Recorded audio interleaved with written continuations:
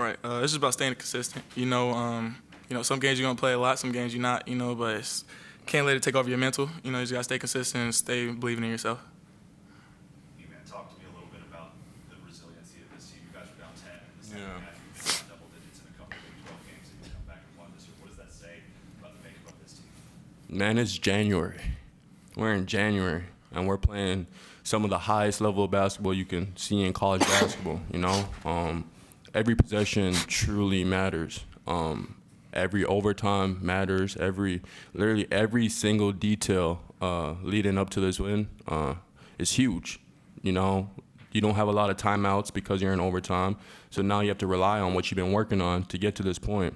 So just the resiliency from this team. I'm just incredibly proud for every person, every player, every manager, everyone that contributed to this win and that showed our resiliency. There were some big plays by Ernest down the stretch. He's guarding guards on the perimeter, getting the block shot. Just how big was he down the stretch for you guys? He's huge.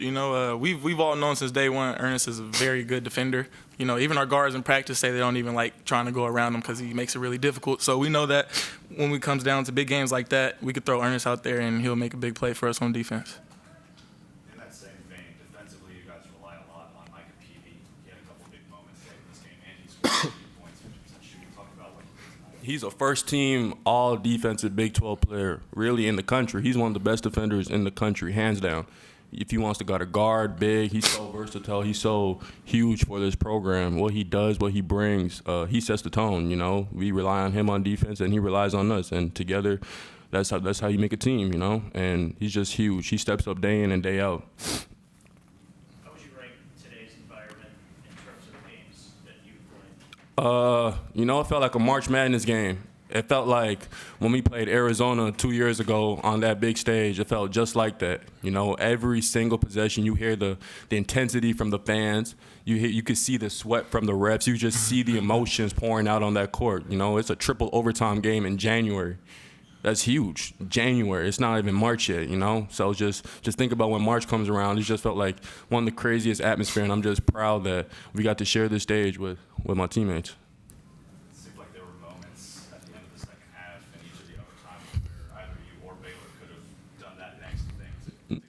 Yeah. What was Coach Dixon's message to you guys as you went from the second half to overtime to 2-0 and 3-0? Just to keep fighting. I feel like it could have went anyone's way in any of those overtimes, honestly. But I think just from what I've learned, that's the Big 12. It was like that versus Cincinnati. It was like that versus Iowa. For whoever we play. So you just got to be ready for the swings, and you got to be ready to make free throws and not foul late. It's high level basketball for sure.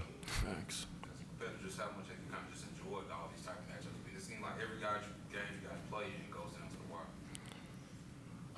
I enjoy it. You obviously want to beat everybody by 20, but it's great. The atmospheres are great. I was just telling somebody it's like playing a number one team and they're undefeated in a mid-major conference, and you playing them and it's loud all the time, and just it's amazing. I'm so grateful to be here.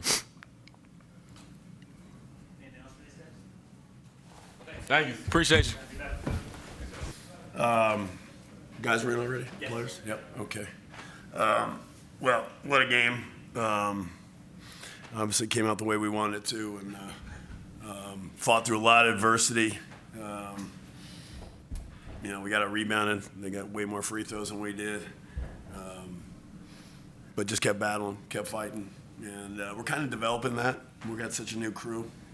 Just kind of getting grit's been our word for the week. And we've tried to become that group, because we're not there yet, but we're going to get there, and I believe in it. So, but all 10 guys were terrific. That's been our thing too. The all 10 guys. Chuck was amazing. He's waited patiently and did his thing today. And Trey, we had all guys in foul trouble the entire game, and somehow we survived it. So. What a great atmosphere, great win for us, great game for the Big 12. I'm sure everybody was watching. Two really good teams. Defensively, I thought we did some really good things, yet they still scored 102 points. Their offense is so hard to guard because of their rollers and their shooters and their playmaker. Coach Kowalczyk's a very good friend of mine. He told me how good Dennis was, so he lived up to it today. But some really good things from us as far as just gutting it out, finding ways, coming up with loose balls. We got out rebounds, so I don't know how we got that done, but forced some turnovers, more than they got. And of course, I think we shot some ridiculous number in the second half, 68% or something. So 17 for 25. So we attacked, we passed it well, and found a way. And great job knocking that loose ball away at the end by Jameer on that up for grabs play. He had 30 points, the game winner. I guess how big was he overall? Yeah, I mean, we've talked about having these 2-point guards and how they're getting better and better, and I think that was evident today where Avery's played really good against Oklahoma State. This is Jameer. We like them playing together, but everybody's in foul trouble. Look at our fouls. We got 4 from our 4 starters, so 3 over here with Chuck. So we just had to adjust. Jameer was the guy that wasn't in foul trouble. He drew 6 fouls, it said. So. But again, we were able to get this done with us being entirely in foul trouble the entire game, and he got in the lane. We called a lot of ball screens for him. We're getting better at setting the ball screens, and I thought we played pretty good space, get a little better job. But he finishes around the rim. I mean, we've seen moments, and we certainly saw him today. Jamie, when you guys were down 10 with about 11 minutes to go in the second half, it looked like you made an adjustment on how you were defending the pick and roll. Yeah. Talk us through that. Yeah, I mean, we adjusted a couple different times. We tried a couple different things, and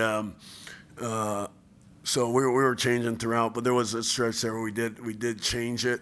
We didn't stay with it the rest of the way, but we wanted to be able to change it. It was hurting us as we were hurting them, but.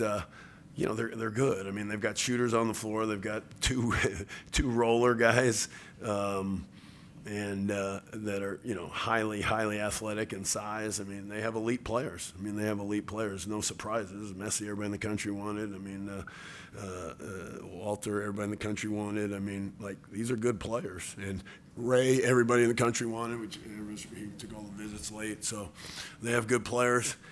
We tried to change it up a little bit. One thing we weren't going to do is go zone because we didn't want to give them threes, and that was our big thing. So, we did that. I mean, 5 or less in a triple overtime game. That's our number, 5 or less, and that's what our goal was. So I think I would have given them a 6 in a triple overtime game, but we stayed with our goal of 5. With the pedigree that Jameer has, I'm sure you're not surprised that he did up in a game like this. Well, I mean, it's funny. Jameer, his dad's a friend, and back from my East Coast days, but Jameer wasn't a basketball guy growing up. Jameer, believe it or not, he played baseball, and so as his dad said, it's kind of he's not what you think, and so there's some growing there, and that's what's exciting to us as a program and to me as a coach. He's a great kid. We have great kids. We have unbelievable high character kids. So while we've had some losses, we've responded, and they're good kids.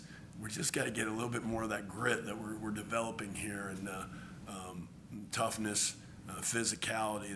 We're still lacking that, but today showed some real mental toughness. So Jameer's a physically tough kid, but at the same time, he kind of gets he attacks. Somebody scores on him, he wants to score the next play right away, and that's kind of the things we're kind of working through. So he is aggressive, he is competitive. At times we got to control that a little bit.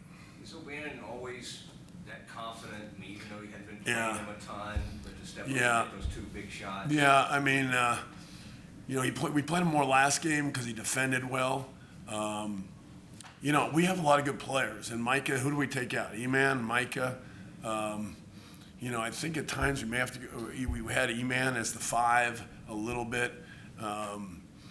As I've said, we're kind of a new. We didn't have everybody all summer. We didn't have everybody all fall. We're still putting this all together here, and but he gives us. If he defends, we're going to have him on the floor. But he took good shots. He didn't rush anything. He was huge for us. I mean, the shot. I mean, I'm not telling you, as you said. I mean, like those three threes were huge. One was against the zone, which we just stayed with us, so we prepared for that. We knew they'd throw it in there, and we were ready for it, and we executed really well on that. And then the other one was great execution on a 2 plays. Really, both plays were executed exactly right. We made the right pass. Started with Jameer, and then bang, the and one extra pass there to Chuck in the corner. So you just recognize that zone like immediately. It seemed like y'all went 5-0 like right when they went in that zone. Yeah, we knew what was coming. I mean, it's no surprise. I mean, I got great assistants. Coach McNeely was the scout. Coach Benford does a great job, and we recognized that and we knew it was coming because we felt we would score on them, and so we had to figure out ways to stop them. And I don't know that we did a great job of that, but we did just enough because they shot 47%. But it was 55 at halftime, so we got better in the second half. Ernest had he forced a turnover guard and he obviously had to block. How big was he defensively on the stretch in the whole time? He was huge. I mean, he was plus minus was 15. He's 1 for 2, and he just does some things that you can't. He does some things. I don't know if he does some things you can't teach. All right, the athleticism, the quickness, the loud quickness. Then he does some things that I know I taught him differently, and so we're still working on those aspects of it. But he just hasn't played a lot. I mean, he didn't play at all at Kansas, obviously, at all, as we all know.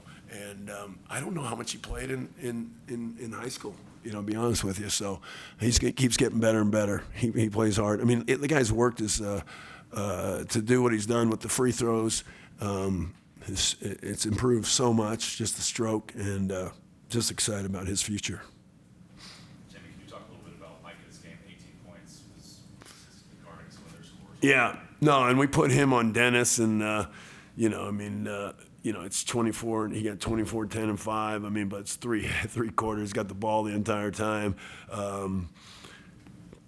3 overtimes, I should say. I mean, Mike was huge. It was interesting because we were trying to figure out who to get in there. Every time Emanuel, Micah, Chuck, Trey, we needed him out there. He goes 5 for 9, 4 for 7, 15 points on 9 shots is pretty good. Jameer, Avery wasn't his night, but he did some good things. He had 5 assists. He was in foul trouble, though, so early. I keep saying we got good players. We've got to just use it to our advantage. We got a lot of good players. I think the 10 has been a little frustrating for some of them because they want to play more, and we just got to accept it and use it as a positive rather than a negative. And they're getting there. I think they're really getting there on that. I mean, this one will help too. This one will help. I mean, it's amazing, this league. I mean, we've lost what? We lost our 3 losses are 1 point, 2 points, and an overtime. I mean, and we fight through a lot of different things in all those games. The free throws, the foul trouble. We fought through a lot of different things, and now we gotta go play Texas Tech on Tuesday. What's your message to the guys at the end of the second half, and as both teams were kind of battling it out for those overtimes? We were scoring well enough. We got to find a stop. We got to get the rebounding. And the rebounding had turned. I'm a little surprised by numbers because I thought we got ahead on the rebounds, but they got them in the third overtime. I'm losing track of my overtimes here. But they seemed to turn the numbers again, but I thought that was it. And but we got a few more deflections and loose balls that went our way. And again, we shot 53% on the road. And I keep telling guys we're going to win with defense, but we haven't quite done that yet. We didn't. We haven't, and we got to go figure that out. But offensively, we're just getting better and better. Anything else, Coach? Okay, thank you. Thank you. Thank you for being here.